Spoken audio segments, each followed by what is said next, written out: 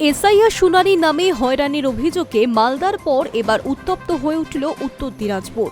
বুধবার ফারাক্কা বিডিও অফিসে ভাঙচুরের ঘটনার রেশ কাটতে না কাটতেই রাত পেরিয়ে বৃহস্পতিবার সকালে কার্যত রণক্ষেত্রের চেহারা নিল চাকুলিয়া ব্লক। স্থানীয় সূত্রে খবর, এসআইআর শুনানির নামে সাধারণ মানুষকে বারংবার বিডিও অফিসে ডেকে হয়রানির প্রতিবাদে বৃহস্পতিবার সকাল থেকেই চাকুলিয়ার কাহাটা এলাকায় বিডিও অফিসের অদূরে রাজ্য সড়ক অবরোধ করেন স্থানীয় বাসিন্দারা।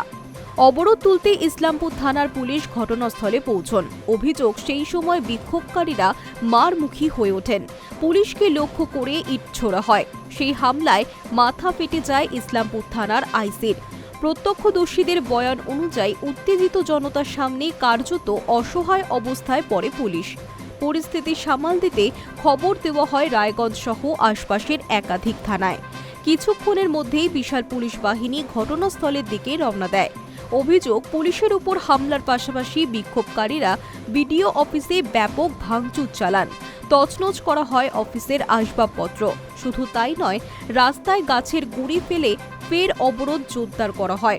এর জেরে সংশ্লিষ্ট রাজ্য সড়কে তীব্র যানজট তৈরি হয়। পরে অতিরিক্ত পুলিশ বাহিনী পৌঁছে পরিস্থিতি কিছুটা নিয়ন্ত্রণে আনলেও দুপুর পর্যন্ত অবরোধ ও উত্তেজনা পুরোপুরি তখনও কাটেনি।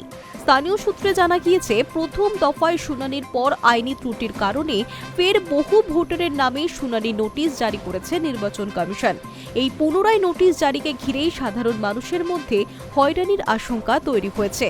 সেই প্রতিবাদেই বৃহস্পতিবার বিক্ষোভকারীদের দাবি, অবিলম্বে এই শুনানির নোটিশ প্রত্যাহার করতে হবে। তাদের অভিযোগ, অকারণে বারংবার শুনানিতে ডেকে সাধারণ মানুষকে চরম ভোগান্তির মধ্যে ফেলা হচ্ছে। কাটাহারের পাশাপাশি বেহরিয়া ও শিরোশী ভুইধর এলাকাতেও একই দাবিতে বিক্ষোভ কর্মসূচি পালিত হয়েছে।